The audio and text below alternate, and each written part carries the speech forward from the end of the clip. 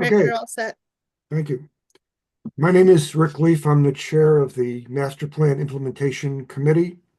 This open meeting of the Master Plan Implementation Committee is being conducted remotely pursuant to Chapter 2 of the Acts of 2023, an act relative to extending certain COVID-19 measures adopted during the state of emergency, signed into law on March 29th, 2023. This meeting will be conducted via remote participation. No in-person attendance by members of the public will be permitted. All members of the Master Plan Implementation Committee are allowed and encouraged to participate remotely. The act allows the Master Plan Implementation Committee to meet entirely remotely so long as reasonable public access is afforded so that the public can follow along with the deliberations of the meeting. The public is encouraged to follow along using the posted agenda unless the chair notes otherwise. Members of the public who wish to view the live stream of this meeting may do so by going to Northborough Remote Meetings on YouTube via the link listed on the agenda. Ensuring public access does not ensure public participation unless such participation is required by law. This meeting will not feature public comment. I'll take attendance now. Julianne Hirsch, I think Amy said Julianne is at a CMRPC meeting tonight. She's not here. Amy Paretsky? You muted, Amy? Here. Oh, No, thanks. Okay, there's always a delay. Sorry. okay. Millie Milton informed me that she's got an affair going on at her restaurant tonight, so she's not going to be here. Leslie Harrison, Here. Tracy Camerano. Haven't seen Tracy yet. Who's going to be late? Okay, that's right. Fran Baxter, Here. Jean Kennedy, Here. Jean Cahill. Not seeing Jean her. sent a late email. This is Judy. That she's going to miss tonight's meeting. She just sent it at 6:45. All right, thank you. You're welcome. Rick Leaf is here. John Campbell, Here. Jen Tolman, Here. and Judy Boyle. Here. All right, first item on the agenda tonight is to introduce our two new members. We have Leslie Harrison representing the Open Space Committee and Judy Boyle as one of our at-large resident members. Maybe, Leslie, just want to take a minute to introduce yourself and say hi to the group? Excuse me. Hi, everybody. Yeah, I'm the Open Space rep. I'm also on the Community Preservation Committee and the Historic District Commission. I was on the planning board way back when in ZBA, so I'm making my rounds. So I'm happy to be here. Good. Well, welcome to the committee and look forward to having you. Thank you. And Judy. Hi, I'm Judy Boyle. I've been a resident of Northborough since 2003. Served various committees over the years. This year I'm brand new to the Youth Commission as well, and I literally just got off my second meeting of the Youth Commission right before this one, another Zoom. So I'm happy to be here. Good. Well, welcome to the committee. It seems like pretty much everybody we have in this committee is, besides being on this committee, has got some responsibility for something else, which is good for us because it gives us a good kind of cross-pollination as to what's going on in town, which is helpful. Good. Okay, well, welcome to you both, and we look forward to having your input on all our future meetings. Next item on the agenda is to get an update from Lori on the downtown streetscape improvement project, and then discuss a little bit about how to carry forward a town meeting with this particular project. So go ahead, Lori. Okay. So of course, as you folks know, we had our first community outreach workshop on February 26th. It was held at the public library. We had about 50 people in attendance, so that was about what I hoped for and expected. So people had a lot of great comments, a number of questions. I thought overall that people were supportive of the project. Of course, a big part of that workshop was to get people's thoughts about various design elements. So we had people look at trash barrels and benches and seating walls and pavilions and decorative lighting and vote on the style that they liked best, which informed our design engineer, which is the Beta Group. So they're taking that information and then they're going to find a style that is cohesive, that's kind of in keeping with the elements that people said that they liked. So since that time, Scott Charpentier and I have been working with them kind of behind the scenes on certain engineering aspects. Like today, we were talking about the island in between the 10 Blake Street and the roadway. There's going to be a sidewalk, so we were talking about the configuration of that and what that could look like. And the reason why we're doing this stuff behind the scenes is because I'm applying for 2 grants. The first one is called an MVP grant. It's Municipal Vulnerability Preparedness Grant. And that application is due April 4th. And as part of that application, they have a pretty extensive application process. And what they fund is pretty much climate mitigation measures. So they're particularly interested in the green infrastructure features. So that's the rain gardens or bioswales, the porous pavers, the street trees. So any of the green aspects of the project is what I'm going to seek funding from them for. The second grant that I'm interested in applying for is a Complete Streets Construction Grant. So we are eligible for a total of $500,000 over a 4-year period of time. So my plan is to ask for the full $500,000 for that. Then I did submit a request for $1,850,000 in an article for town meeting. It didn't go over very well with the Financial Planning Committee and the Appropriations Committee. So when speaking with the DPW director and the town administrator and the finance director, we thought that it would be prudent to reduce the ask. So instead of going in with the 1.8 million, we reduced the ask to 1.1 million. Unfortunately, it didn't seem to make a difference to either of those committees because they voted not to recommend approval of this article at town meeting. So that is an important consideration as we're going forward with the presentation prep for town meeting.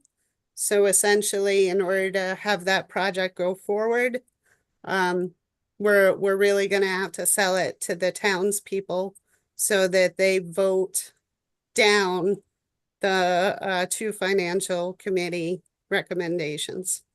So we can talk about that later.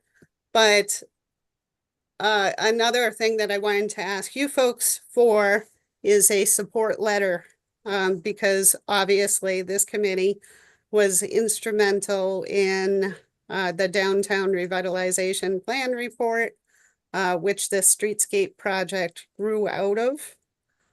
So it seems natural that you folks would hopefully support the grant application. The good thing about this grant application is that they do fund up to $3 million. However, they don't have a lot of money. So most of the projects that they fund are in the $1 million range.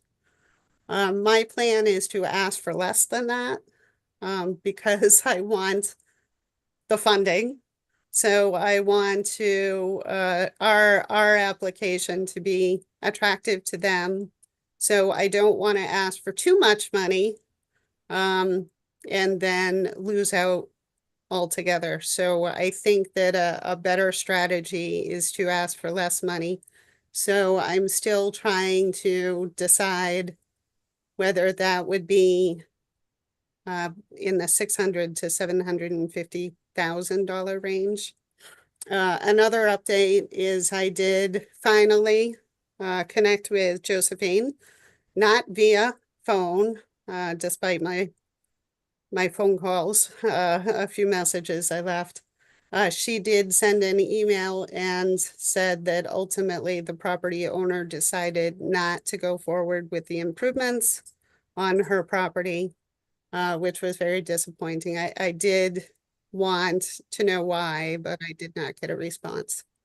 So, Just to fill in the blanks there for people not that close to the project, that has to do with the Fatouche restaurant and the doggy den. There's one woman who owns both of those properties, and she had proposed to do some fairly significant upgrades to the look and feel of the property, even do some outdoor dining at the Fatouche restaurant, and seemed to fit very nicely into what we were trying to do on Blake Street. So there's a lot of joint planning going on, but it looks like she's not going to go forward and do any of that, which is too bad because it would have helped to also improve the look of Blake Street if she did what she originally proposed to do, but I guess she's not going to do it. yeah, one of the challenges is that from what I have not met her, nor have I spoken with her.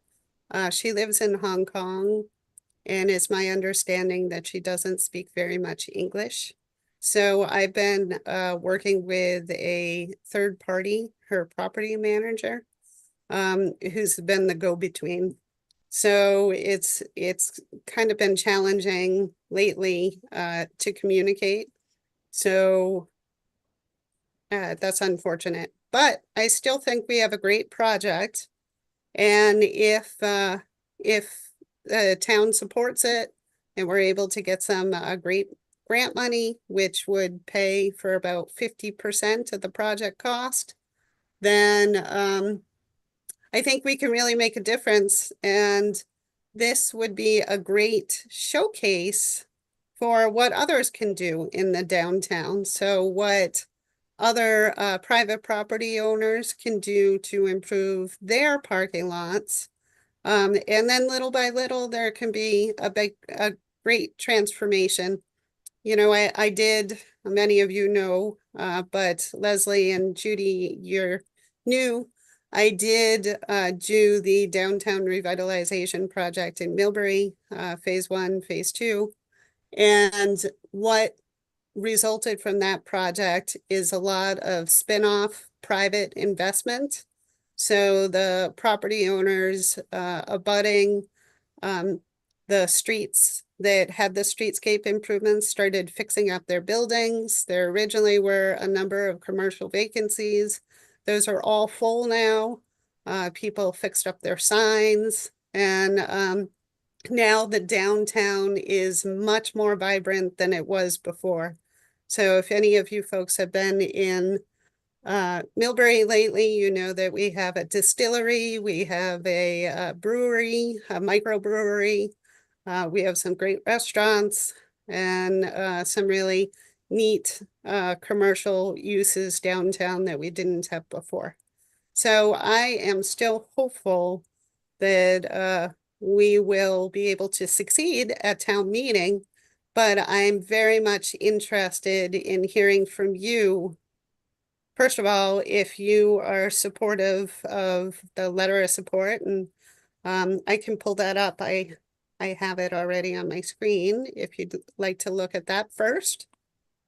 Let's do that. I think you sent that out to everybody. So while that's coming up, I'll just open up the floor to people on the committee. Does anybody have any comments or questions or any changes they'd like to see to the letter, or are we happy with the letter the way it is? So anybody's interested, just okay, Fran, I see your hand up. Go ahead, Fran.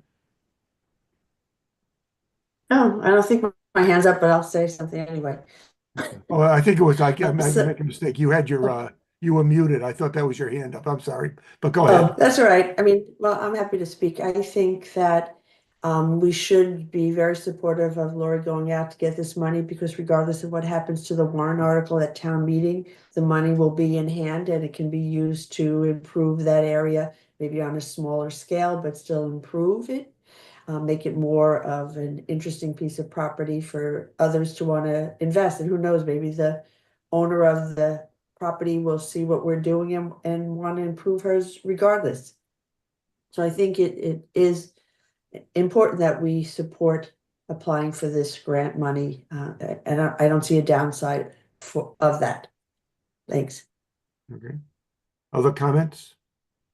John?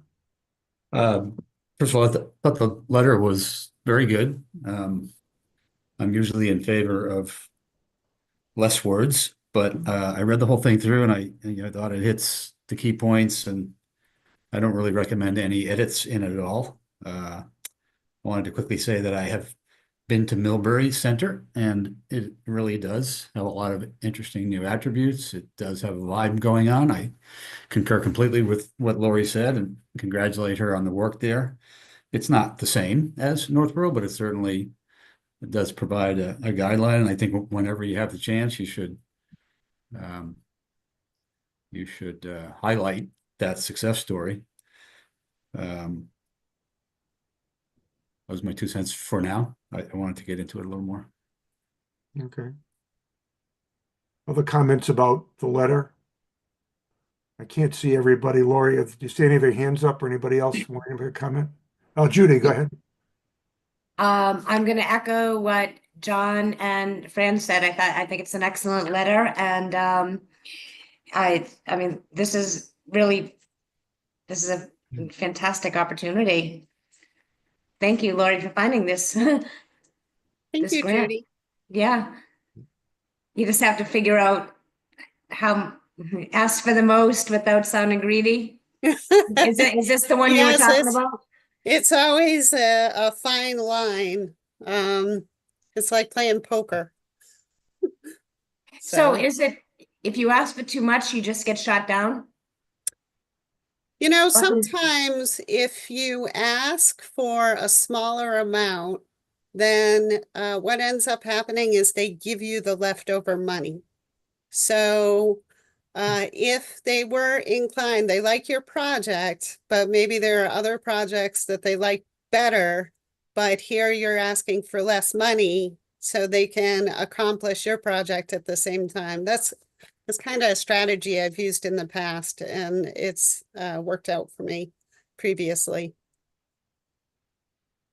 Lori, on the grants, your application and the prospect of getting them is not dependent on town meeting money, so it's not like a matching grant. It is a matching grant. So the Complete Streets grant. So the good news is that the Complete Streets grant is a federal grant and the MVP grant is a state grant. So you can use each of those grants. You can use federal grants to match state grants and state grants to match federal grants. And then also what I'm doing is the MVP grant response is this summer. So normally their grant deadline was later in the year. It was like June timeframe, but they boosted it up 2 months, which means that we will still be putting the finishing touches on the bid documents. So I can use the ARPA money that we haven't spent fully as a match. And then I can also use in-kind services. So I can use my salary for the work that will be devoted to grant management, as well as Scott Charpentier's assistance on doing inspections. And the other great thing is we were able to secure a $30,000 economic development earmark, which is being put towards this project as well. So I do have more than enough money to cover the MVP required 10% match.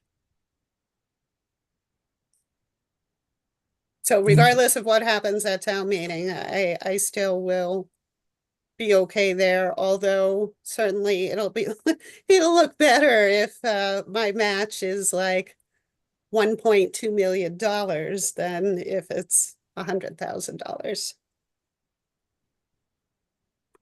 Any other questions or comments? Just have one quick question. Josephine's property doesn't affect the Pierce Street sidewalk, right?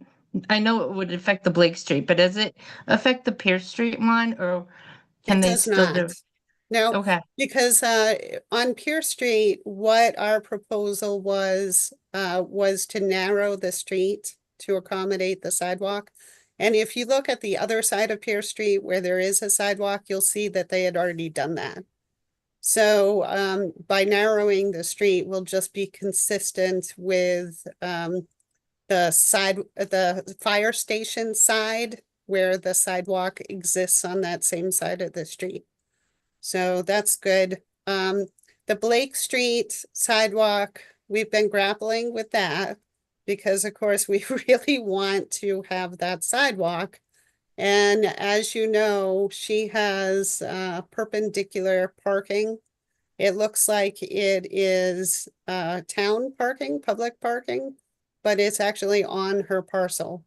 So the unfortunate thing is we're gonna have to put the sidewalk behind those parking spaces, which isn't ideal by any means.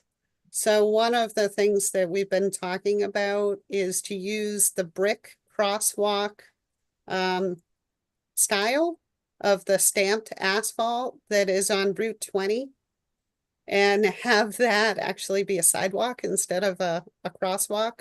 So, and we will be providing a driveway opening for her. So that driveway opening will be at the end of the island where she has the street trees. So at the end of that perpendicular parking. So it's not, my favorite. I like the original design a lot better that they had proposed. But like I said, I'm hopeful that when they see what the town does, they will be inspired because they did hire an engineer to design that, those improvements. So maybe they'll be convinced later that that's something that they want to do. she talk like that this was definite. I know she had to give you an answer so you could go to town meeting, but do you think there was anything like if she had more time to convince her cousin, you think she could have done it, or it was a definite, her cousin was a no? I don't know because I've had so much difficulty communicating with her lately. She's been traveling a lot. Mhm. And so our communication has been via email. And so it's really difficult to get the full story via email.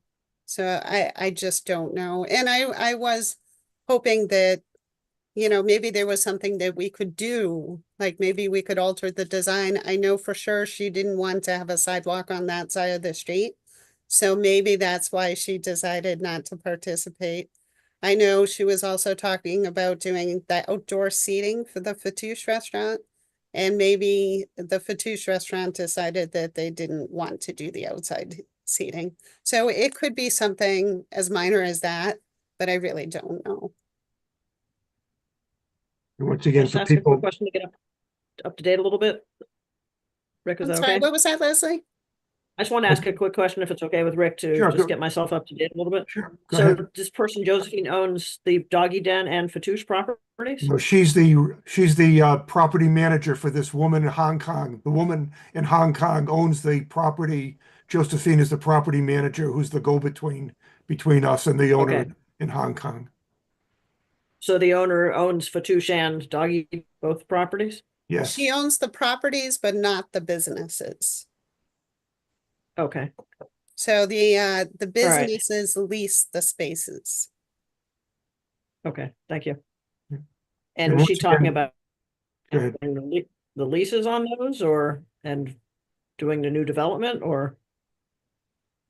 So I don't know, I understand that the Fatouche is doing well. And A great asset to the certainly town. they intend to stay in town as far as I know. I did speak with the owner when I dropped off the workshop brochure. and invited him to that community event. So there are more than one owner, so I only spoke to one of them. But yeah, it sounded like they're happy being in Northborough and they want to stay. Good. When I went to the doggy den, I did not speak to the property owner. I mean, the business owner. She wasn't on site that day. So I gave my card and I explained what I was doing. And I'm not sure if she actually attended the workshop or not. And I don't know what she looks like. Thanks, Matt. One more quick question. I'm sorry if I'm bogging the meeting down too much, but I'm curious about Sawyer's as well. I have been in discussion with Sawyer's. So Fran actually put me in touch, provided me with the email. So we've been going back and forth a little bit. She was there at the community workshop. She had some follow-up questions for me that I answered. Fran, maybe you've spoken to her. Do you have anything to add about that? No, I mean, I spoke with her when I introduced the idea of her reaching out to you and participating. I do know that they are trying to build up their business at that location. Obviously, they own two of the buildings over there, the family, and that they are hoping that Sawyer, the bowling alley, starts becoming more popular and are looking forward to having that whole area be more vibrant so that people realize it is open for business. Yeah, that would be my And concern. I want to keep bowling on Tuesday night, so I'd like them to stay on in business. It's such a there. great business. I would just hate to see it go down. I mean, I'm all for the streetscape and all for the development, but I'm worried especially about Sawyer's because it's not a business that can just relocate, obviously. So, Well, this streetscape project is just on public property. Okay. So we're just going to be redoing the sidewalks. We're not going to be touching any of the buildings at all. Other than, of course, we own 4 West Main. right. So there is the possibility of doing something with that building that's ultimately a select board and a town meeting decision.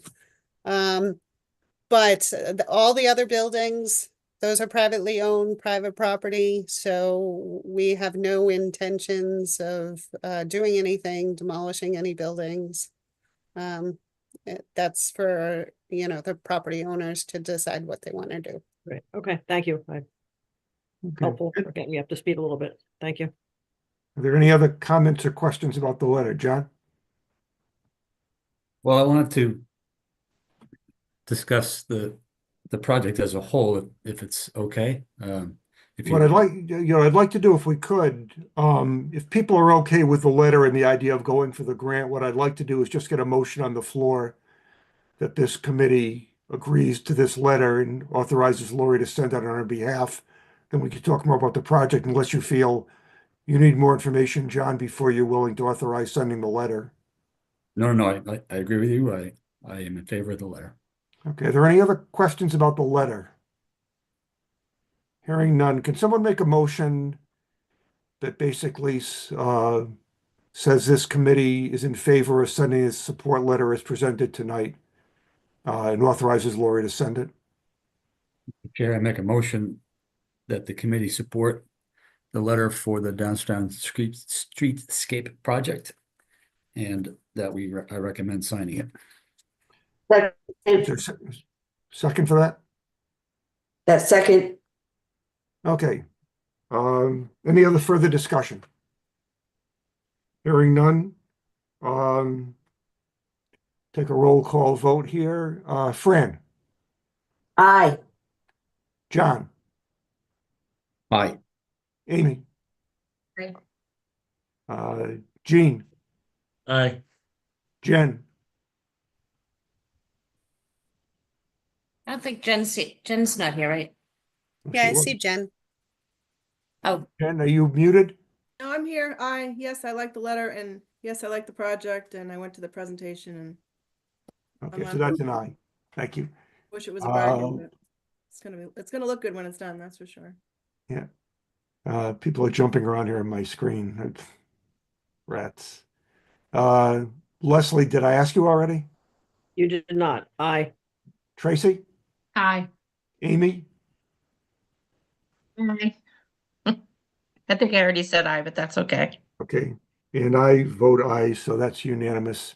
So go ahead and include this letter with your packaging materials, Lori. So now Thank we you Miss can, very Judy, much for Rick. your support. I Please. appreciate it. Rick and Miss Judy. I missed you. I'm sorry, Judy. Sorry. Oh, I took care of myself. I said aye. Okay, Thank you. sorry about that. Okay, I got to update my voting list here. All right, so yeah, we can spend a few more minutes here talking about the project itself. I've got a couple of questions also. First of all, from my point of view, ever since we completed the downtown revitalization study, and it indicated that the area starting with 4 Miss Wayne Street and going down Blake Street to Pierce and the fire station, which is going to be vacated when the new fire station is going to be built, was a prime catalyst area to do redevelopment. And so I view starting out this redevelopment project by improving Blake Street. And then that will sort of set the stage for the connection between what's going to happen on 4 West Main and Pierce Street as that's finally decided. I know that the select board has been discussing maybe setting up a committee to talk about the potential reuse of 4 West Main Street and the fire station. I've indicated to Mitch Cohen that if they do set up the committee, we ought to have MPIC representation on that committee so we can make sure that the master plan, the downtown revitalization recommendations get factored into those considerations. But I just view Blake as the first really nice redevelopment opportunity downtown. It's north of Route 20, doesn't really get involved too much with the concerns about the Route 20 corridor itself. And as Lori mentioned, it sends a signal to everyone else that the town is serious about doing something in the downtown area. And it shows the residents who overwhelmingly, when the master plan was done, indicated the most important thing they thought the town should do is improve the downtown. So on a number of fronts, it starts to show some movement towards that. So I think, one way or another, we're going to need to support that. I guess the question I have for you, Lori, when you talked about revising the ask at town meeting from 1.8 million to 1.1, what is it that's not going to get done on Blake Street now if the 1.1 is funded but not the 1.8? So I think we're still going to be okay. Assuming that we get the 500,000 Complete Streets grant and we get the MVP grant. So Okay. right now, the cost estimate, and of course it can change because of course they're making revisions based on that public outreach workshop. And now, of course, they have to change the sidewalk configuration based on the fact that the property owner of 1014 doesn't want to participate. So I'm not sure how those changes will affect the ultimate cost. But the cost estimate that they had provided me with was $2 million. So if I apply for 750,000 from the MVP program, 500,000 from the Complete Streets grant, and 1.1 million from the town, then I'll have a really good contingency. Sometimes, of course, I'm concerned about the economy, with all of the tariffs that people are talking about, and whether they're going to be in place or maybe they're not going to be in place. I do expect that that will impact the cost of construction. So I really want to have a healthy contingency in case the cost estimate, in case inflation goes through the roof, and the cost estimate for the $2 million is no longer accurate when we go out to bid. So if we get the funding, we will go out to bid in January of next year. So we're talking about 2026 pricing, not current pricing. So I put in a buffer there is the long and short of it. So I think we'll still be okay. And if not, we'll just have to reduce the scope of the project. Okay. John, you had some other comments? Thank you, Rick. I do. Echoing what you said earlier, I really feel like the project is the first tangible and visible example of downtown revitalization. So if we as a committee are all in favor of it, I think we need to bring to bear every resource we can think of to campaign for it. I'm not optimistic that it would pass at town meeting simply with our presentation and leaving it to the debates that happen on town meeting floor. Town meeting is getting more contentious, and I expect that it would be. Evidently, there was not enough free cash to fund it. So when I glanced at the Financial Planning Committee's recommendations, but as you mentioned, they recommended against passage, and they appear to say some 900,000 of it would need to be covered by debt, and that the impact on taxpayers would be about $17 per year over 10 years. It's not a lot. Personally, I would spend $17 a year toward that, but not everyone will agree. And if anti-tax advocates speak at town meeting, on top of the things such as the fire station that people have had to bear and all the other economic uncertainty that you just mentioned, it could turn against, the tide could turn against it. So I've sort of been thinking to myself, how do we energize townspeople around it? As happens with many other town meeting articles, if you can get people enthused and you get people to come to town meeting, which is a challenge in the first place, but we may need to get votes into the town meeting that are in favor of it. So I was wanting to ask committee members, what do you think about social media campaign, email lists? Many of you have extensive followers, certainly more so than I. How about yard signs, campaign signs that are often done? I checked with my sign friend, and we need around $200 to get a reasonable pile of yard signs, and I'd be willing to put some personal money into that. And I could also pay for that with my budget, because this is a town project. This is my project.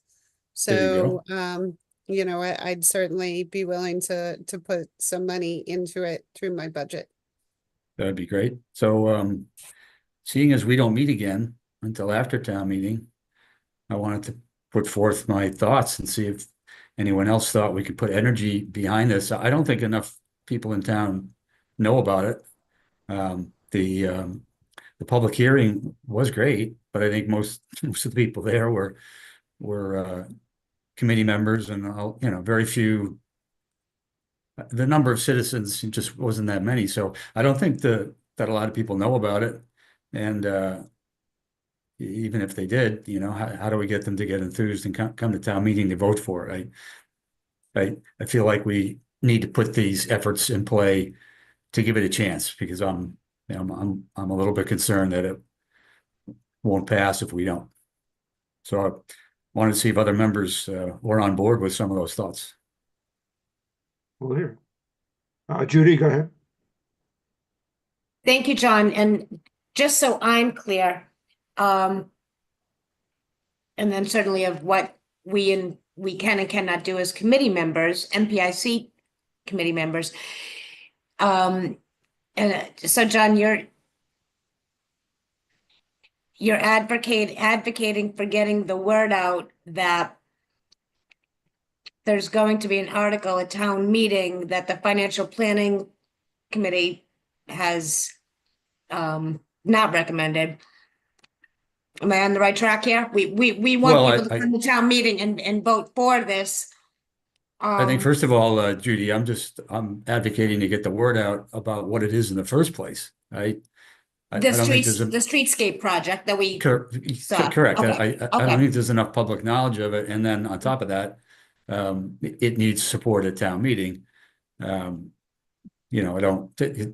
Surely we can pass the word that, financial committees had concerns, and, they're doing their job. They're focused on the town's challenges and challenges in coming years. Anytime property taxes go up, anti-tax activists get enthused. And so this is a small amount of money in the big picture, but it would still come off as needing debt and therefore needing some tax increase. And so it has to be, there has to be enough people saying it's worth it to me to vote yes for it. And does it need 2/3 vote or not? Yes, if it's debt, If it's yes. dead, it does. So that The makes it capital budget item, super. isn't that majority?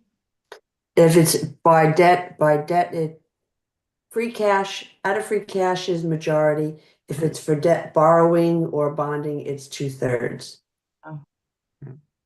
I think, Judy, that most likely, if we're going to do some sort of a campaign about this, it would be a positive campaign about the benefits to the town for doing it, not really bringing up the fact that there's been expressed opposition. I mean, the idea would be to try and get the word out positively about what a good thing this is and why people should vote, for it. For an example, John and I worked together with some people to get the Community Preservation Act adopted in town at a town election. And we put signs out that basically said, I can't remember what the question was question 3 or question. We just basically said, vote yes on question 3, get state money. That's what the sign said. And that generated a lot of curiosity and positive impact kind of thing, so that if we're going to do signs, they may say something like, vote yes on whatever this county article is, vote yes, beautify the downtown. So I think the whole idea of the campaign and anything we'd send out if we don't do something on social media will be once again trying to emphasize that this is our opportunity to start to take some action to improve the downtown as so many people wanted to see the time the master plan was done. So I think that would be the thought process behind whatever publicity we put out there. But that's a question I would have too, Lori, as members of the MPIC. Can we as a committee advocate for this, or do we have to revert back to being private citizens, kind of advocating as private citizens? The Uh, same I can thing, isn't answer it? that. I can answer that. Yeah, So you would have, in order to advocate for at town meeting, there is no state laws regarding campaigning. It's only the ballot that requires you to go through the campaign finance laws. Yeah. So as individuals or collectively, I will say that I do not believe that Lori could use town money to try to influence a town meeting vote, even if legally it was all right. I think that they would find that, I think it would be inappropriate to use town money in a budget to advocate for a project at town meeting. That's a question that Lori would have to ask. But as far as us as individuals, it doesn't matter. But I do just want to play the devil's advocate here for a moment, because it's not just the $17 that would be the tax impact should this pass. It's the reality that we have only $3 million in free cash. That's not going to cover all the capital projects that are being proposed. And if we use all of that $3 million on capital projects, and in addition to that, borrow another $1 million for this project, we are facing a Proposition 2.5 override next year, because we'll have no reserves in our safety net, which is our free cash. And that's the reason behind financial planning and appropriations not recommending this. They don't think we should go out. We can afford to go out and borrow any money for anything at this point. And so that is going to be the argument against it. You can be 110% behind this project, but if it means next year we have to lay off teachers, or we have to lay off, staff, or cut back programs, people may resent not knowing that. So if we're going to have a campaign on why it makes perfect sense to want to revitalize the downtown and use this money, because I do believe if you don't spend money, you can't make money, and we might have to invest in it to lure people into that area. But we have to see the much bigger picture, where the town is in a financial difficult time right now, and difficult choices are going to have to be made about staffing and programming, not just, beautification. So we'd have to be really careful about that.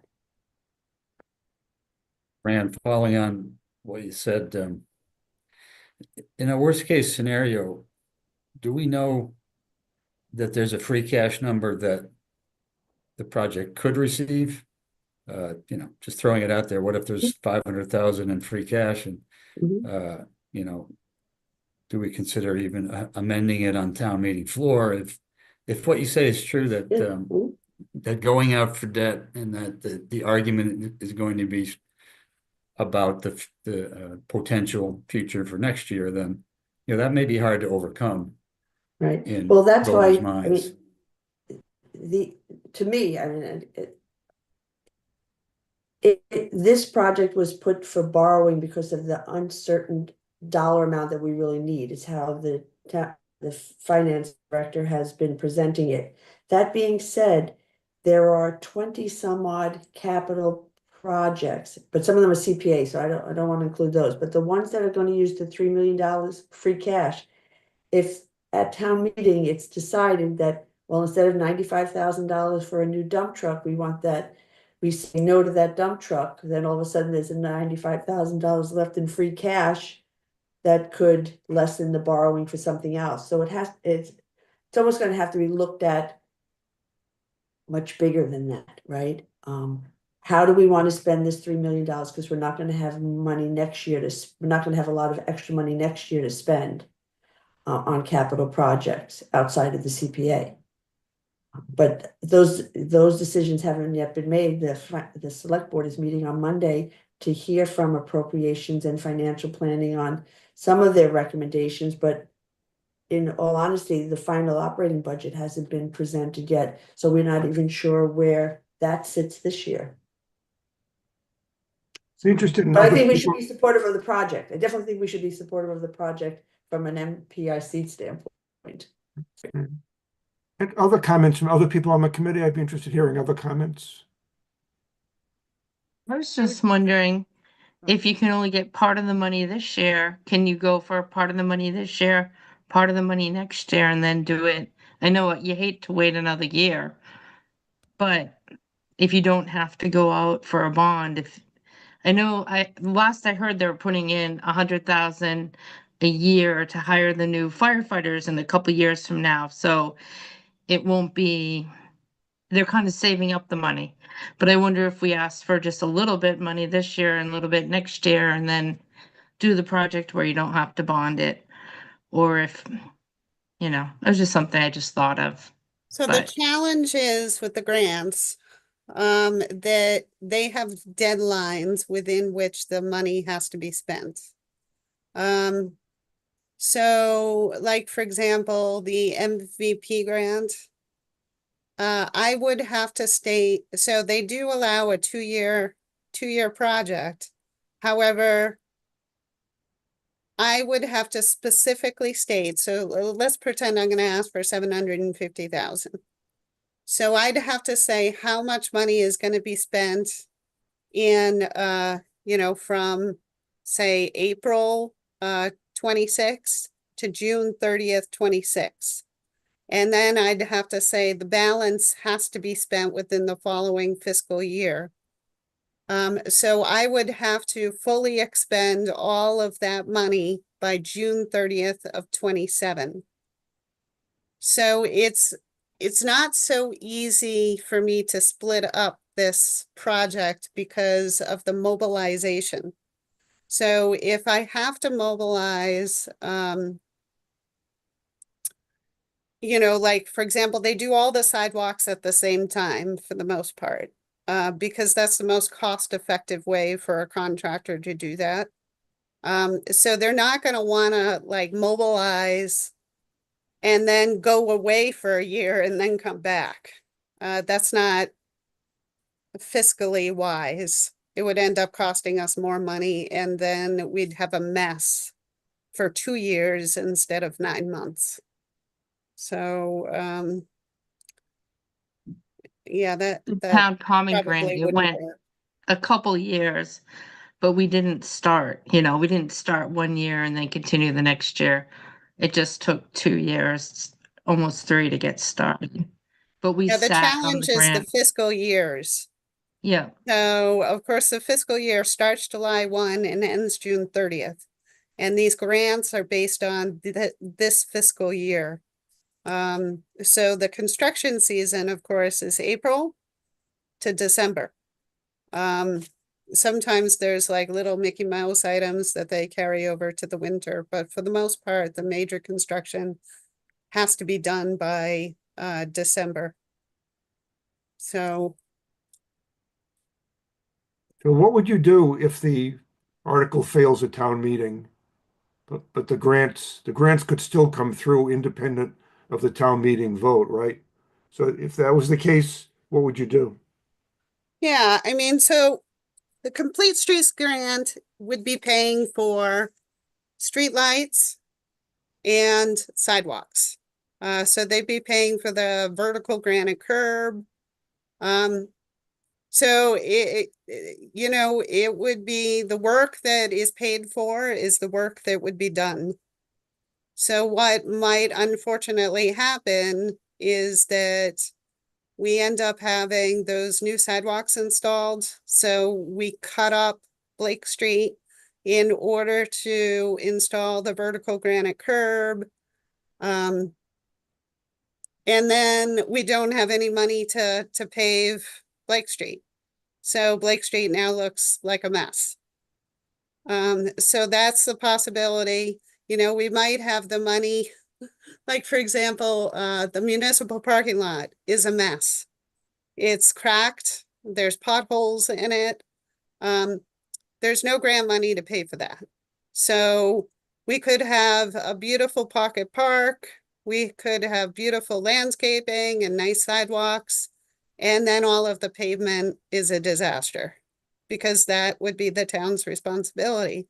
So regardless of whether the streetscape project would go forward, someday that municipal parking lot has to be paved because it is in poor condition currently.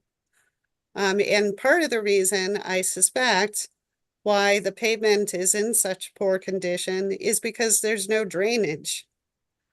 So that's another complication. The proposal by the Beta Group is to hyper elevate the parking lot to push all of the stormwater flow into this new bioswale, which ideally the MVP grant would pay for. Well, I'll have this fancy bioswale, but not necessarily the ability to get the water into the bioswale if we can't afford to hyper elevate the parking lot. So you see what I'm saying? So the town costs that I would seek money for at town meeting would be those things that are kind of like the maintenance activities that those grants wouldn't pay for.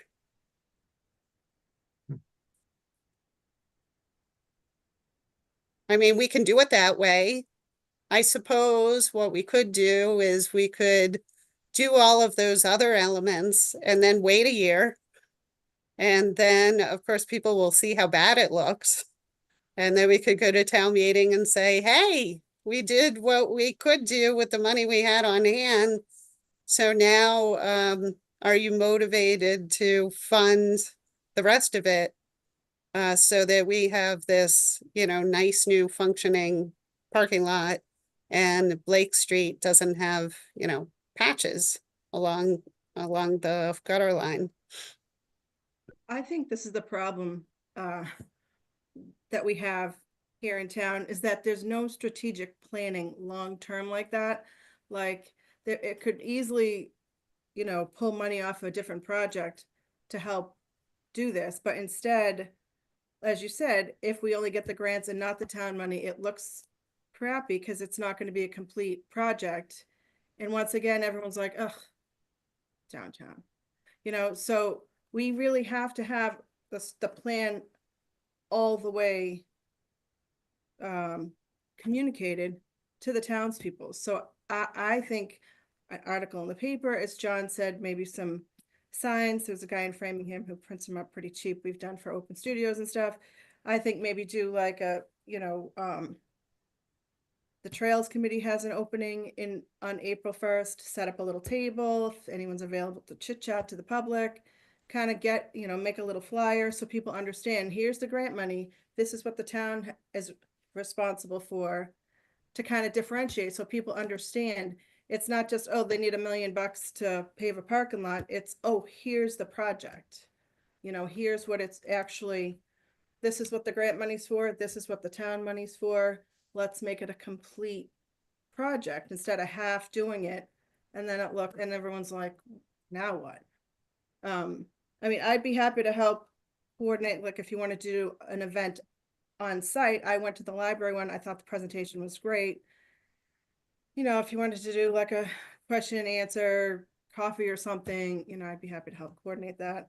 If that helps, if people would show up, I don't know. But I think just communicating to people, this is what the story is.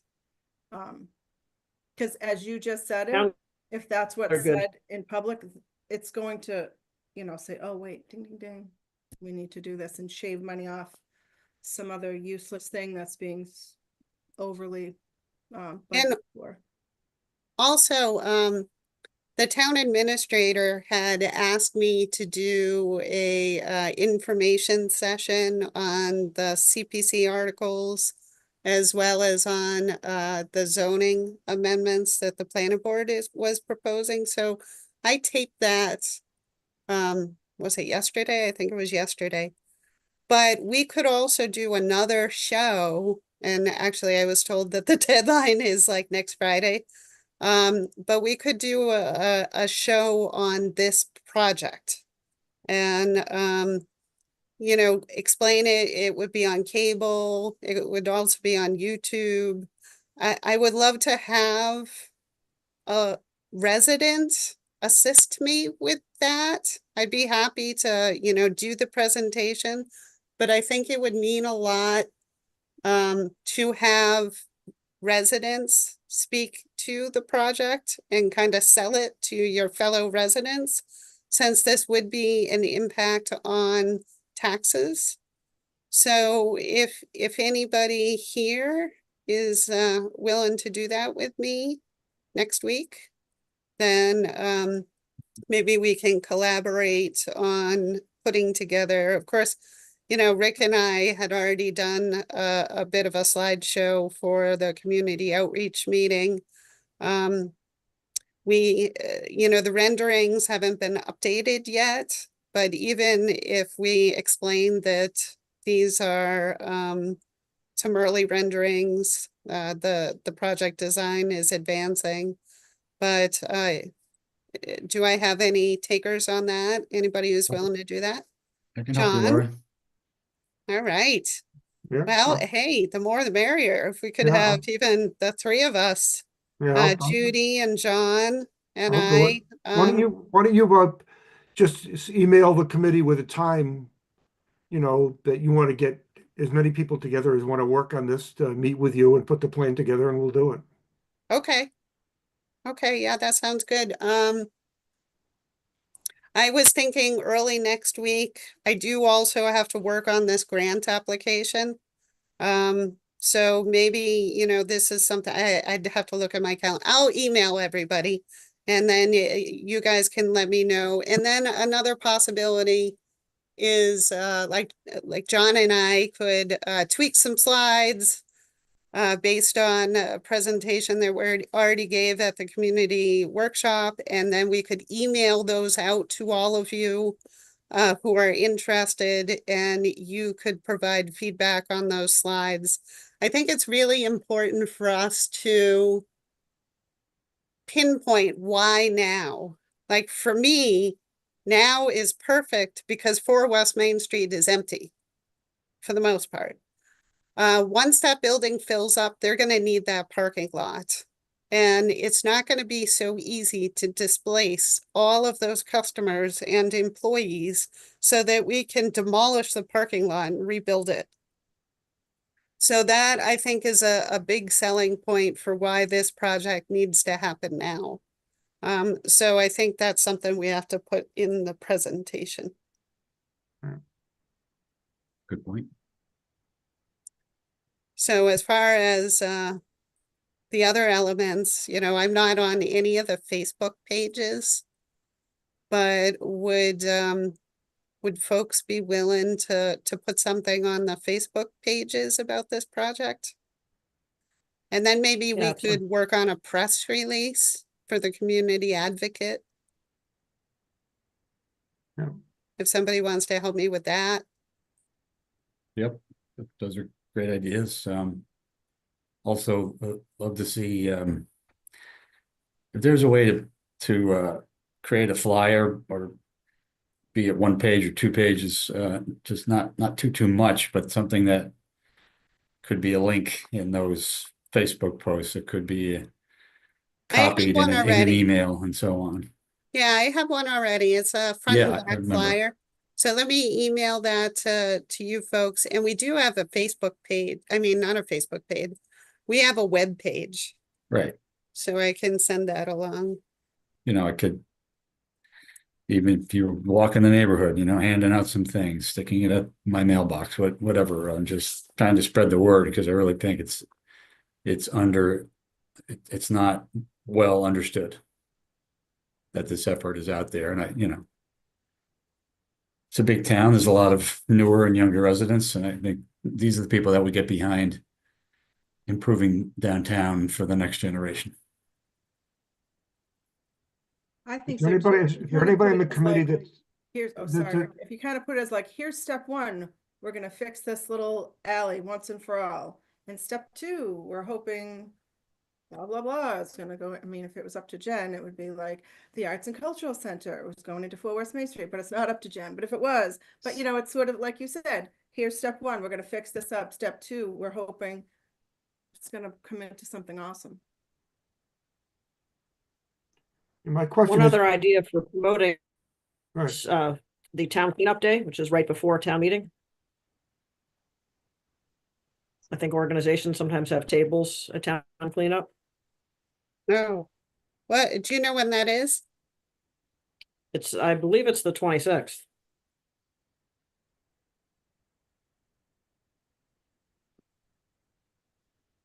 Is anybody willing to volunteer to do that event? I'm out of town. Coming back the night before town meeting, actually, but what is that, a Saturday? The time means the 28th, Yeah. so that's Saturday, the 26th. But that's April 26th. Is that Earth Yep. Day cleanup? Is that what you said? just call it's Louise whole cleanup day, I think is how Oh, okay. I have to double check. It's my recollection, so I'm trying to find something on the calendar. Town cleanup, Northborough Community Affairs. And I do also have those big poster boards that they had at the community outreach event. So I put those on easels outside of my office. So people who come into the town hall can see those. But those would be available for town meeting. I could put those right outside the auditorium, as well as at the town cleanup day.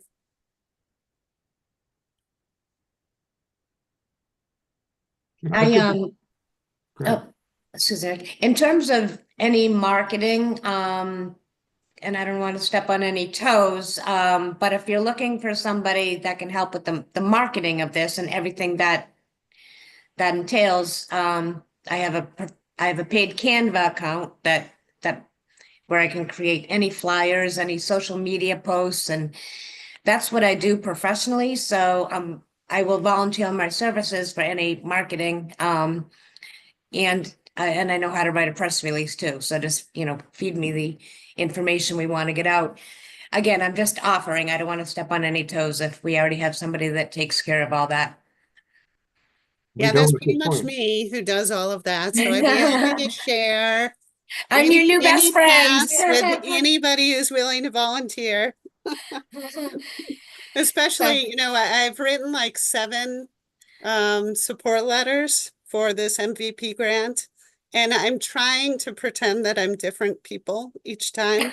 And it's utterly exhausting to, okay, now I got my cultural hat on. So what do I think about this from a cultural perspective? Okay, now I'm a Conservation Commission member. What do I think of it from that perspective? So it would be really, really exciting for me to actually have another person's perspective. Okay, I think I'll be hearing from you and Absolutely. I would be happy to send you the flyer and the link to the webpage. And if you could draw up a press release, that would be super exciting for me. I will draft it, and something like that would get. Well, we could talk, I mean, is this will the press release, do we know, is it gonna come from MPIC or from just? Think about that, and who's gonna, approve the press release before we release it, is my point, but we can talk about that, we can hash out the details when we talk next week, early next week, Lori. Yeah. And, even it could be from you kind of as a letter to the editor type thing. Okay, So, I've done it in all sorts of different ways. So I've done it as like an official town press release. And then I've done it as a letter to the editor. And I've done it as I've spoken to a reporter, and then the reporter will write the story and it'll have their byline on it. So I don't care as long as the information gets out there. okay. Julianne, I see you've joined the meeting here. I'm not sure when you joined in on all of this. We're having an active discussion right now about what role the MPIC can play in helping to advertise and advocate for the passage of this Warren article to, along with the grants that Lori is going for to fund the Blake Street redevelopment project. Just wondering about your opinion about that. I'm hoping that we have basically unanimous support of the committee here to go ahead and do this kind of advocacy for the project, but be interested in your input. Well, I did just join, so I'm gonna pass on that opportunity, but I did see Gene Kennedy's hand up, I think. Gene, did you have your hand up? Yes, I did. Okay, go ahead, Jane. Well, I was going to just say that, it's sort of our responsibility. It's our focus over the last 2 years is downtown. We need to do what we can to support the Warren article. Let the cards fall where they may at town meeting.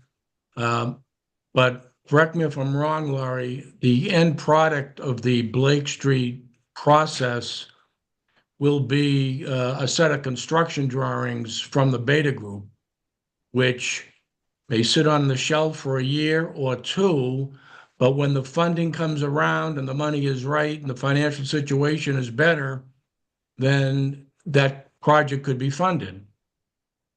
So it's Yeah. not like a one-shot deal where, if we don't get the money now, project is dead. I think bringing it forward, having a discussion at town meeting, that's part of the education process for the people in town to understand what it is and what its value is, even if not supported at town meeting, can set the stage for it being completed in a year or 2 or 3. So, Yes, the challenge is the grants. I mean, of course, if I apply for the grants and I don't get any grant money, then absolutely, we could just, put it on the shelf and then explore it again in another couple of years, like you said, Jean, when the financial climate looks better. The challenge is, what if I get one or more of those grants? Then Right. once again, we have that challenge of splitting the project over 2 different construction seasons, which ends up being Right, more right. expensive in the end. Well, Um, another scenario is the town establishes that reuse committee for 4 West Main Street. It takes 2 years to come up with a proposed reuse. One, let's say the town decides that it should be the new town hall.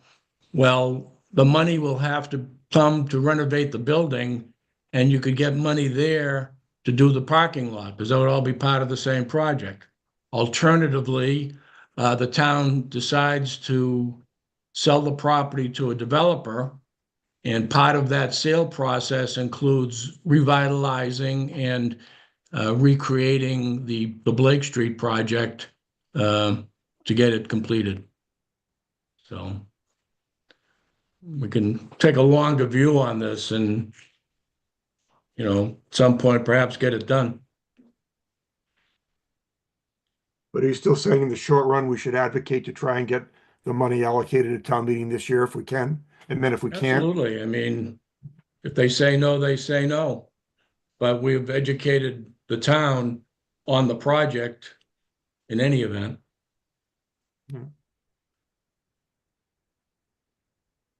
Quick question. It sounds like you watched financial planning and appropriations. I haven't.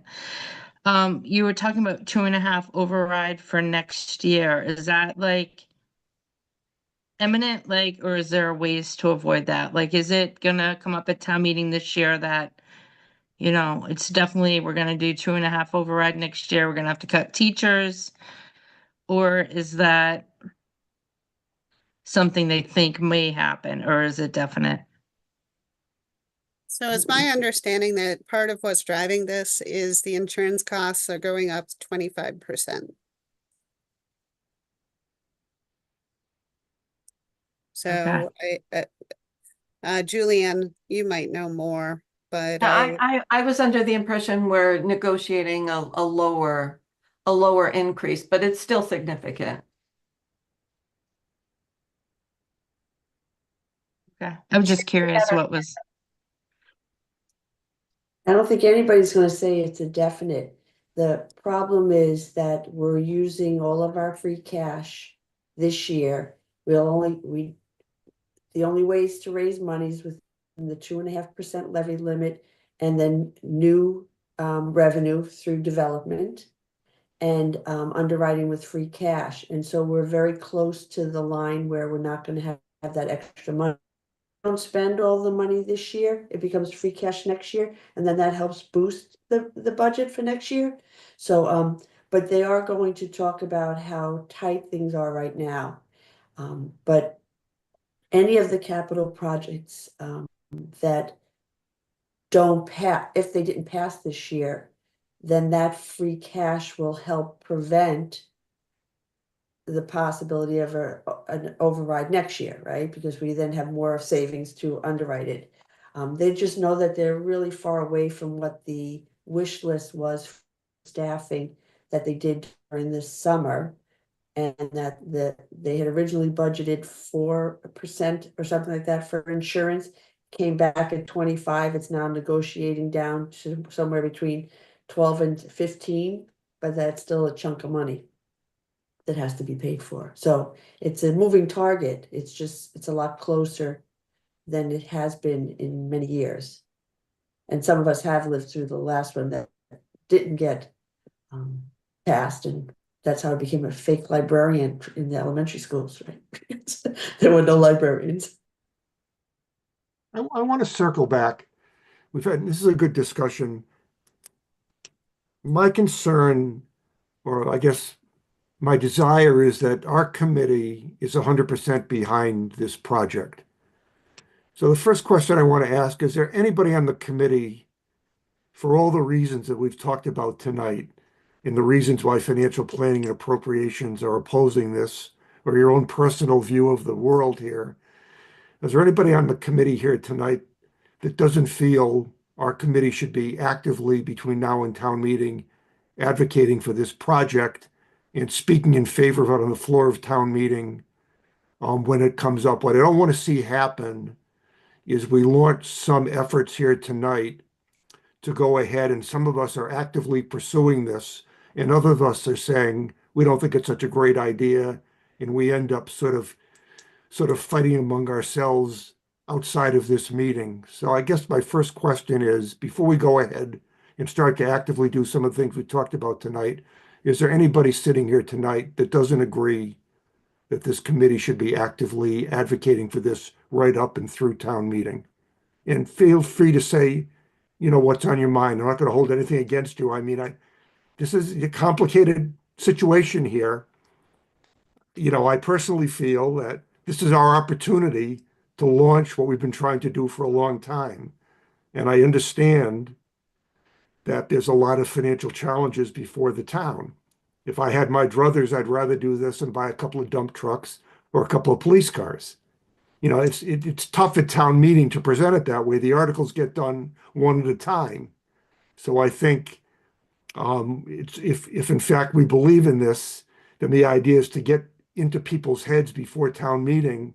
This is an important project, and so when they see it on the floor of town meeting, they may ask, does it mean if I approve this dump truck or this fire truck or something, that means we can't do downtown revitalization?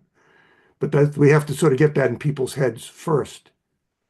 So let me go back to my original question and be honest. Is there really anybody at this meeting tonight that doesn't support our effort as a committee to try and get the town to vote for this at town meeting? Yeah, well, I'll Go ahead, start. Julianne. Okay. Okay, so I think I'm in a more of an awkward position because as a select board member, I have to also consider the big picture, right? I mean, if I were solely a member of MPIC, then I think that this was a great project, but Monday night we hear from financial committee and appropriations and want to hear more about their reasons why they are not supportive of this, but they are supportive of the trucks or fire engines or whatever, whatever they are supportive of. So I hope you understand that I think that I may be in a little bit more of an awkward position than some people. Yeah, I understand that. I guess the question is, how strongly do you believe that this downtown project is worthwhile doing, to advocate with the rest of your select board members that maybe there are other capital items that should be considered not to be done to be able to have this project funded instead? I mean, you're the you're our one chance on the select board to sort of fight for this project. I mean, if it turns out that the rest of the board, is not in favor of it, and it turns out the select board also is going to advocate against this project, then I'm just wondering if there's really any hope to get it through. I know that's a difficult position for you, but it is a trade-off between what do we want to spend our money on next year. Mhm, mhm. And So I really I just absolutely can't commit because I go to those meetings, here I'm supportive of it maybe, but then I go Monday night and somebody makes a case for something else and I have to hear all arguments. So I understand. Okay. Would it be worthwhile on Monday night uh, have, once again, I don't want to put our committee in a position where we don't have, I can understand your position. I mean, I could attend on Monday night and try and make the case for this project, before the select board as the chair of the MPIC, understanding, that you have a split responsibility that no one else in the committee has. mhm. But I guess the question is there anybody else on the committee that has second thoughts about the advisability of doing this? Fran, go ahead. Right, not second thoughts, but I do appreciate the nuances of Julianne's position on this committee. But if she does believe in the project, yes, she can advocate to her other members of the select board on Monday night to say, well, maybe this is the project that we support. and we take a look at other capital projects and or, we take seriously the Prop 2.5 possibility and all that, but we still think this is money well spent. So I do hope that she does feel comfortable doing that on Monday. I think for myself, as a member of the Master Plan Implementation Committee, I am responsible for advocating for this project because we are looking to revitalize downtown. And to be fair, I never thought we should do that to start with because I thought it was like a fool's errand, but I'm committed to it because I'm on this committee and that's my responsibility. Personally, I have to look at the whole picture and say, wow, it is concerning to me, the finances moving forward, but I would not publicly oppose the project to try to say to somebody, you shouldn't do because of the money, right? Because that's not my responsibility as a member of this committee. We have to be behind it. Has been what we've been working on from Master Plan Steering Committee. It's always been downtown, downtown, downtown, downtown, downtown. If we don't put our money behind it now, it's never gonna happen. Am I happy that it's happening now? Absolutely not. But it is. We're here. I can't see hands. Other hands, comments? Laura, you seeing any other hands up? Well, I would say, as we discussed then, why don't you, try and get a meeting early next week for those on the committee that want to work with you to start to advocate for this. And we'll start to take that step. I appreciate Judy's, offer to, help you out with some of the publicity kind of thing. I think I agree that probably if we are going to do something with signs, that we had to fund that out of our own pockets. I don't think that ought to come out of, the planning budget. That's a little bit, I think, stretching, the mix between trying to do the public job and advocating, kind of thing. So that's something, that maybe John, you and I, anybody else who's interested can talk about if we are going to do signs, how we might go about paying for signs kind of thing. But I'd like to maybe have the first discussion with this group about what the publicity is going to look like before we decide to start putting signs on people's lawns. I think it's a decent idea, but there's something about it that, at least tonight, isn't striking me exactly the right way. I don't know what that is. I do know, though, it was very helpful when we got the CPA passed in town. The signs were very helpful for doing that, but we can just hold off on that. So Rick, we're gonna have to then schedule a meeting between now and town meeting in order to make those decisions through open meeting process. I don't know, Lori. As long as it's not a majority of the membership, then I would think it'd kind of be like a subcommittee type. That's fine. I forgot about that. It was just gonna be a small group, not all of us. Okay. Rick, it looks like we lost John. You were addressing John a Yeah, minute ago, but he John's said that he still had on. to leave by 8. Yeah, but I think he's very interested in being part of this smaller group to work on this. So let's start by launching, for those people that are interested, less than a majority of the board, obviously, committee, getting together with Lori next week and sort of putting a strategy together for what this advocacy would look like. And we'll take it from there. And, Julianne, I understand, you've got a lot of balls in the air at the same time thing here. But I think, I need to also understand that downtown revitalization has been, for better or worse, the focus of this committee ever since we were formed. And there's an opportunity now to try and do something about it. And so we're just gonna have to figure out how that makes sense with everything else that's going on in town.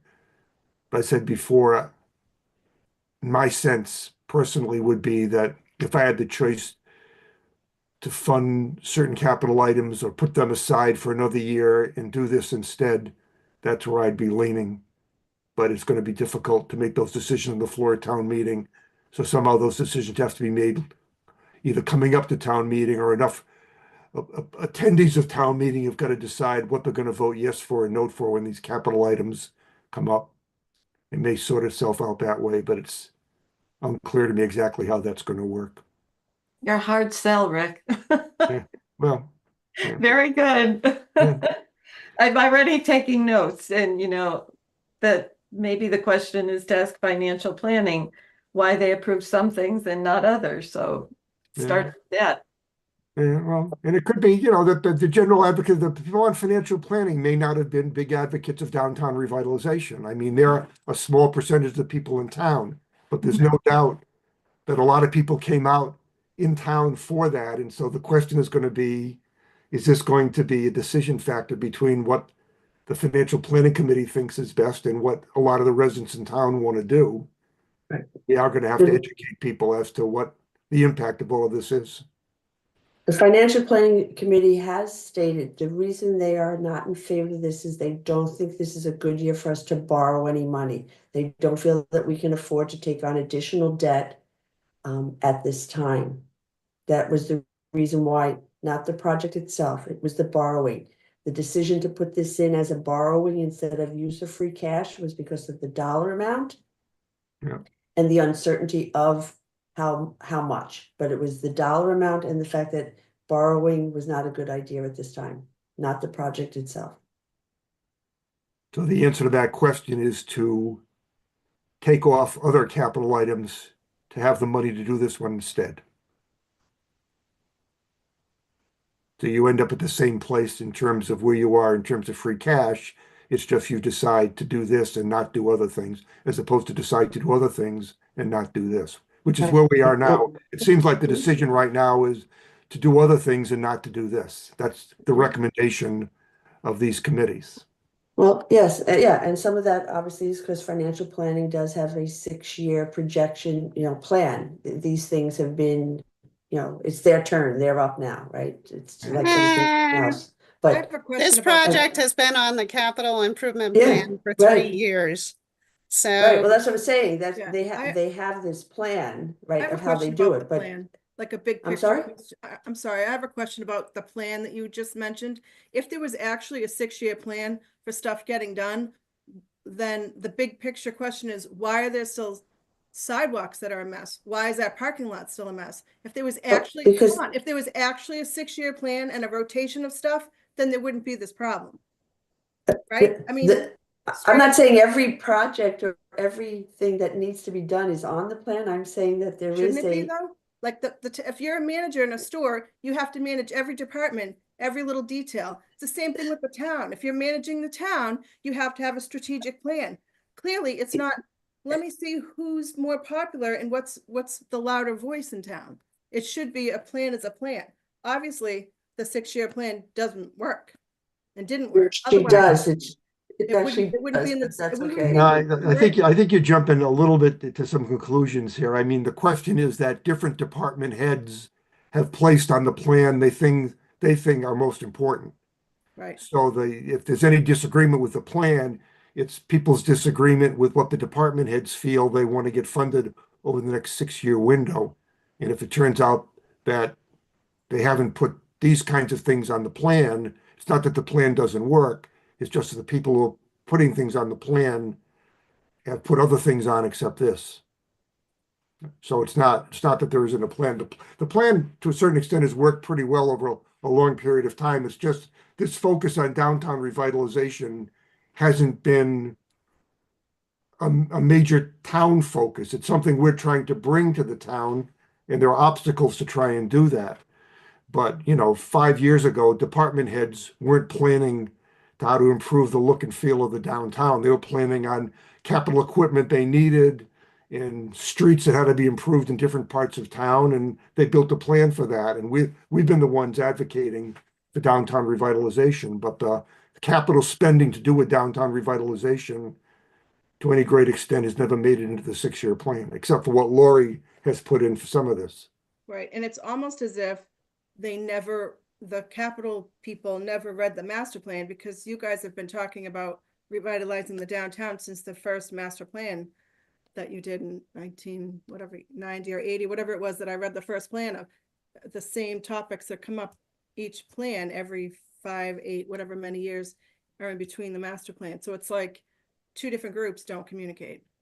Yeah, it's definitely true that town hasn't taken downtown revitalization as a major priority ever. Right.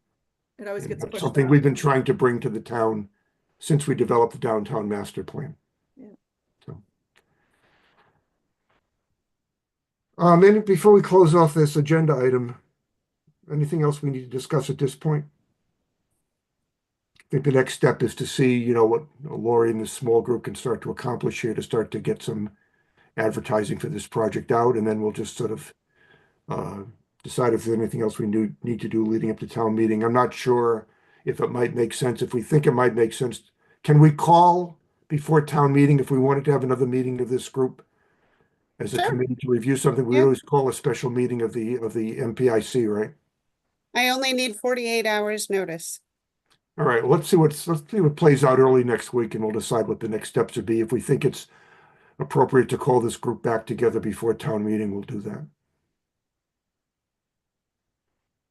Okay, next item on the agenda is a request we had sent to the planning board to talk about the desirability of doing a updated housing production plan. I know that was on the agenda for the planning board Tuesday night this week. So Amy, you want to give us an update on how that was discussed at the planning board? Sure. The planning board was emailed the chapter out of the master plan that had to do with housing. They were emailed the 2012 housing plan, and they got some letters.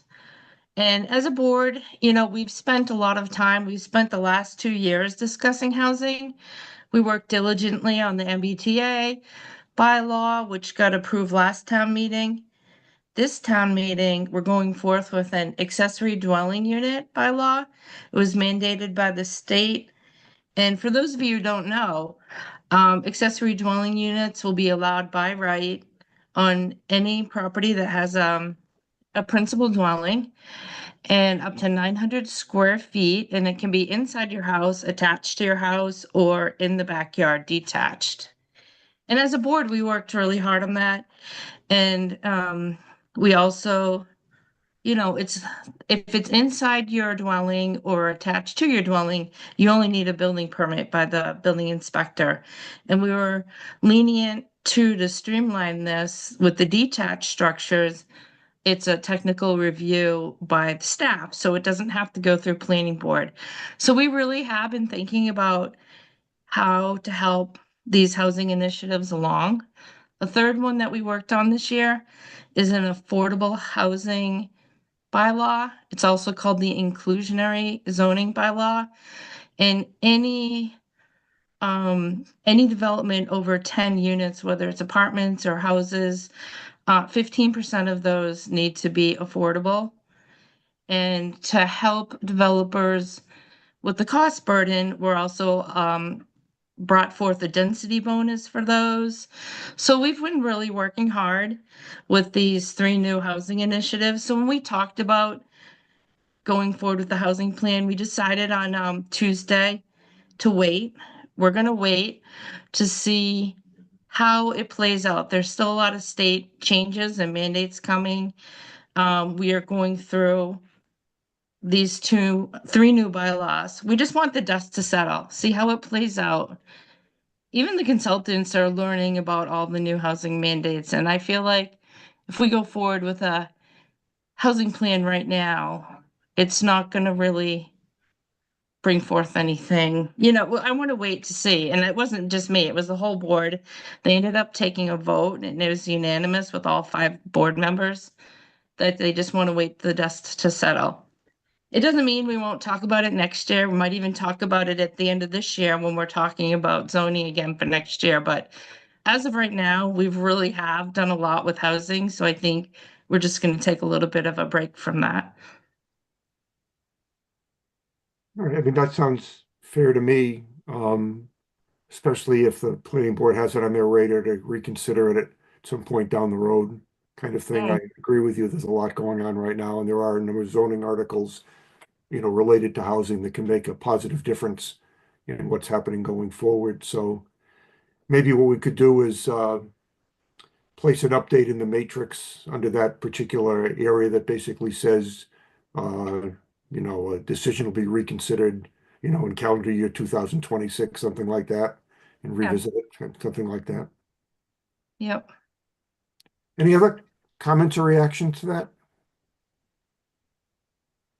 People kind of in agreement that we would just basically indicate in the matrix that we'll come back and, revisit where we go with this again sometime next year. I think that's fine. I think that's what we kind of started out with, just saying, would the planning board consider working on one? And so now that we got the answer, we can check that box off. Yeah.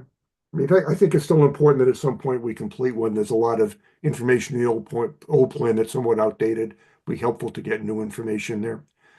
So I think we, as a MPIC, we should continue to advocate that at some point we do get a new plan done. But I think what Amy said is a reasonable approach to let the MBTA zoning sort itself out and see what happens on the floor of town meeting for some of these zoning articles, and then come back next year and see if the planning board is willing to reconsider if the timing is right to start to think about doing it. Any I other found was comments? interesting was I read the plan a couple times, and they went for the inclusionary zoning bylaw before and it failed. So it'd be interesting to see how it plays out this year. Yeah, hopefully it'll go through this time. Yeah, and that's what the Inclusionary plan. Inclusionary zoning will be helpful to sort of make sure that any large-scale developments going forward will sort of offset the impact of those developments. Obviously, smaller residential building projects of less than 10 units won't have any impact, and there'll be some other projects also, but still, this will be an important way to start to sort of make sure we don't slip any further than we're slipping already, kind of thing. All right, any other comments before we close out this one, this article on the agenda? All right, hearing none on that. The next item on the agenda is to talk about, we had also sent a letter to the select board around economic development, which caused a joint meeting last year between the select board, was it earlier this year, between the select board, the planning board, and the ZBA. Guess there was another joint meeting on February 26th, 7th, to talk about economic development. So there's a lot of activity going on right now around thinking about how to go forward with this. But I'm just wondering, Lori and maybe Julianne, if you were at that meeting also, you could update us on what happened on this February 27th meeting. Sure. So this meeting was attended by the Appropriations Committee, the Select Board, and the Financial Planning Committee. So we received presentations from a gentleman from the Massachusetts Office of Business Development, the director of the Marlborough Economic Development Corporation, and a gentleman from Mass Development. And I forwarded to you folks before this meeting the 3 presentations that they provided. 2 of them were really focused on TIFs, which is tax increment financing. And what that means is it's an agreement that would provide property tax incentives to encourage business investment and development. So typically, what it would mean is maybe a business that already exists in town wants to expand, or maybe a new business wants to come to town and they want to do a development. So the way it works is that the town would still collect taxes on the existing condition. So let's just say business A. They already exist in town. They have a building that's 100,000 square feet. They're already paying X number of taxes per year, but they want to expand their corporation. So instead of having 100,000 square feet of space, maybe they want to add 20,000 square feet of additional space. So the way a TIF works is the town would negotiate a tax break on the investment. So the town would continue to get the taxes on the 100,000 square foot building that currently exists, but they would give a break on the 20,000 square foot, the new investment. And there are all different terms on how that can be. And there are different percentages that the town could negotiate. What was explained during that meeting, and I learned quite a bit, is that typically the percentage of the break decreases over the course of the period of time. So let's pretend that it's a 5-year TIF. So the first year, maybe they receive a 90% tax break. Then the second year, maybe it's a 70% tax break. The third year, it's a 50% tax break until you pretty much get to the 5-year period of time, and then they're paying full taxes on that 20,000 square foot addition. So this is something that Marlborough has very successfully used over the last several years to recruit a great number of research and development and high-tech businesses. So Marlborough's economy is thriving right now. I'm sure that's no surprise to you folks. And the TIFs have been a great tool that they have used to attract these high-tech businesses. So there has to be something in it for the town.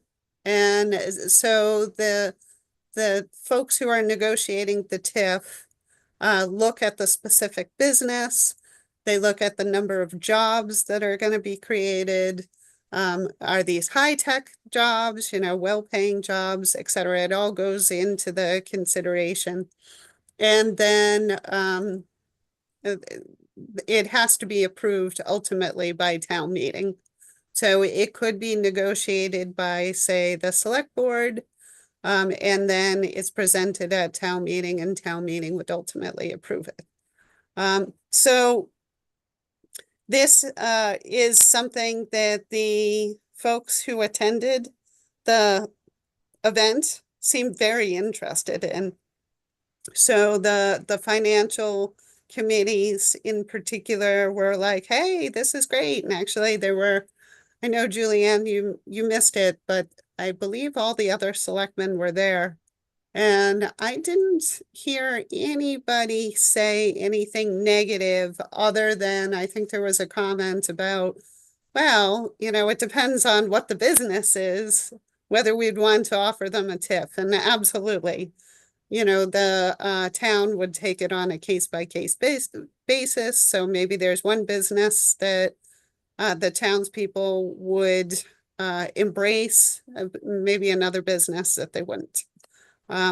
So that was very interesting. And then, like I said, the economic development director for Marlborough gave some examples of how they have used TIFs. And they have like certain spreadsheets that they use that they're willing to share with us should the opportunity arise. And then the last presentation was on the PACE program, which is a mass development program. And of course, it's late at night and I should have reviewed this before because I can't remember all of the particulars about this specific program. I'm definitely more familiar with the TIF opportunities, but it says PACE allows commercial property owners to finance energy improvements via special betterment assessments on their property tax bills. So essentially it's agreement between mass development, a bank, the business, and the town. And it has to do with credits, tax credits for energy improvements. So if, for example, Northborough Crossing wanted to start putting solar panels on their roofs, that would be a perfect example of a program that would be eligible for PACE. So essentially the town could agree to participate in the program. The town actually wouldn't pay anything. It's just kind of like money would filter through the town. I'm going to send you guys a link to the meeting so you can watch the presentation yourself. Hopefully you don't have any questions about the PACE program because I'm not going to be able to answer them. But if you want to email me some questions, then I can reach out to the gentleman who gave us that very interesting presentation and get back to you. And then I wanted to give you another update about CMRPC. So the town administrator and I met with Carrie Sawa from CMRPC to discuss what CMRPC could help us out with in the economic development realm. And one thing that she offered to do is to help us develop like a web page where we could help connect folks who are looking for buildings to lease or industrial property that's for sale. So we could kind of put the two together via our website. And she did like a little dummy example. So I sent her some properties that I knew were for sale and for lease here in Northborough. And she gave us a preview of like a web page and how that would work. It was really, really cool. I was pretty excited about it. So she's working with the staff at CMRPC to perfect that. And then it's likely that we will link that to the planning department page. And then folks who are interested in coming to town will have an easier time doing so because we will we will be telling them that we want their business. Interesting. I wonder if it can be on the front page too. I've seen it in other towns where, you know, welcome to Northborough. You want to do business here, click here, you know, so they don't have to search for it. Just a quick link on the main page too. Yep, that's a good idea.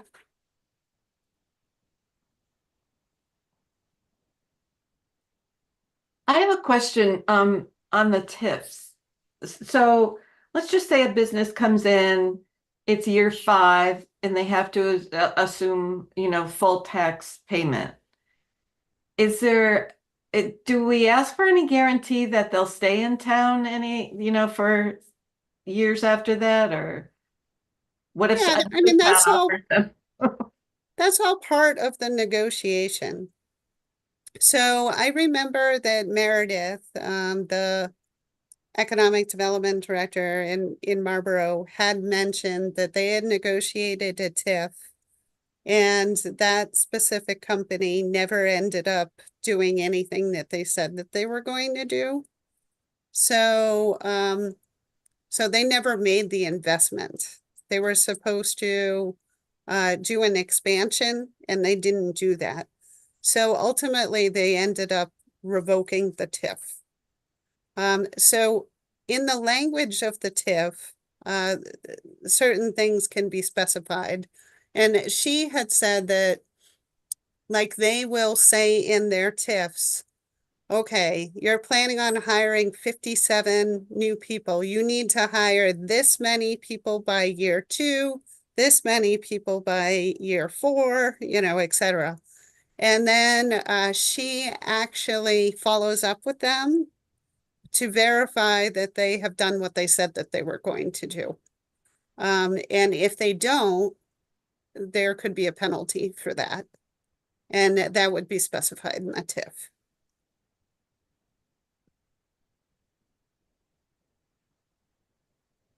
You're saying that the TIF could also include a requirement that the business stay located at the site for some period of time? Yeah, exactly. Like they could say, okay, the TIF is for 5 years. You are required to stay locally for, say, 10 years. And if you don't, then you have to repay a certain percentage of the tax relief that you received. I have just a real quick question because they are project specific, right? So you build your negotiation based on, you're the business, here's where you want to come, here's our deal. Okay, so how is it, or is it just like a placeholder that we have two articles on the town warrant this year for a TIF at 4 West Main and at White Cliff? Is that because it would have to come back to town meeting? Is that gonna then allow the administration to negotiate that TIF for, like, they'll decide if that's the business that we wanted to come in there? I mean, I'm Yes, not so saying they. White Cliffs Okay. is currently, there's an RFP that has been released. So that dropped on March 17th, so it's only been a couple of days. Mhm. So we anticipate receiving proposals in advance of town meeting. Okay, all right, So those thank you. proposals will be reviewed, and then the specifics of the TIF. It may be that the town meeting article would authorize the select board to negotiate a TIF with this entity. It may be too fast between when the proposals are received and town meeting to actually negotiate a TIF, especially since the town hasn't done one in decades. Mhm. Okay, all right, So so. this is new for all of us. There's going to be a learning curve. All right, so good. So it's preventing us from having to wait a whole nother year. I mean, the RFP queue goes out, somebody says, yes, I'm interested, but I'd like a break. Oh, we didn't talk about it yet, so you have to wait till next year for us to talk about it. So this will accelerate the process. Yes, or Or God hopefully not. forbid, we have to Right. spend money to have a special town meeting Sure, because we sure. didn't put the article on this spring. Yeah, okay, and then there is at least a placeholder for 4 West Main as well? Yeah, I don't know any of the particulars about that. 4 West Main does not have an RFP on the street. There has been some interest, so I have spoken to a couple of folks who are interested in either leasing space or purchasing the building. So Julianne can probably speak to it more than I. I'm not sure if the select board is interested in issuing an RFP in the near future. We wanted to have some discussion whether it's a committee or not. That's still under discussion to determine the best way forward. For the use. So that was our plan. That is our plan. So no RFP yet. But both of those actually will help with our ultimate goal of revitalizing downtown. I mean, I know a lot of people don't think White Cliffs is close enough, but if you had a vibrant downtown, it is close enough, you know. I mean, you can walk. I so agree with you, Fran. If people come to town for something and, where do they go for coffee or, bookstore, whatever, I think it's, or to bowl. It's an attractive thing, I think, to anybody thinking about White Cliffs, so.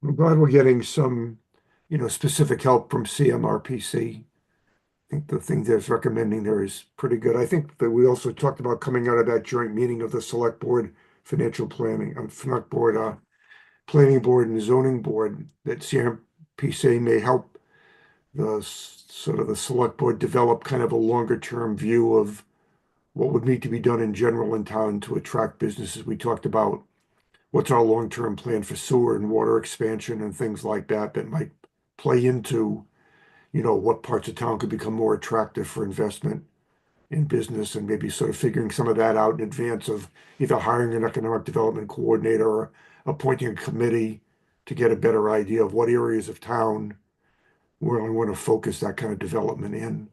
So I think that combined with some of the work that these come out of these TIFs and some of the things that CMRPC is doing combined together could help move this whole thing forward. So, any other comments or questions about this item? All right, last time on the agenda is a discussion of master plan matrix updates. I think we did talk about tonight about putting something into the matrix about for the master plan goal around doing a housing production plan to indicate that, you know, that's under consideration and will be reevaluated in 2026. I'm not sure if there's anything that came out of these joint meetings on economic development that could cause any updates to some of the economic development goals in the master plan at this point. I guess the other thing I'll just say is, once again, all of us on the committee should, you know, are free to continue to look at the master plan. It's available through the website, and see if, you know, individually there are other items that you see in there that have no activity on them that you feel we as a committee should be advocating for, you know, different areas of town to move forward on some of the goals in the master plan that have either little or no activity at this point. I think we've made some good progress in kind of performing the function we're supposed to perform, which is to make apparent to the different entities in town items in the master plan that haven't had any attention, maybe should have some. So once again, that opportunity is there, and don't hesitate to suggest an agenda item for an upcoming meeting to review a particular item in the master plan and see if we want to advocate for it going forward, that any one of us on the committee can recommend that just by reviewing the master plan and, you know, sending an email into Lori and requesting that some particular area of the master plan get some discussion at one of our meetings. I know I continue to try and read the plan on an ongoing basis and keep track of what we've done and what we haven't done.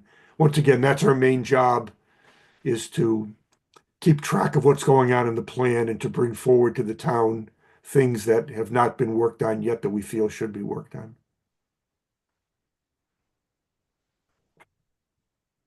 Having said that, I guess, is there any other business to come before the committee tonight that we haven't discussed? Hearing none of that, then our next meeting will be on the 15th of May, unless, as we discussed earlier tonight, some things come out of this advocacy effort where we feel we need to get the committee together again before town meeting to discuss, but that's kind of up in the air right now. So do I have a motion to adjourn the meeting at this point? So moved. Is there a second to that? Second. Okay, Julianne, Aye. Amy, Aye.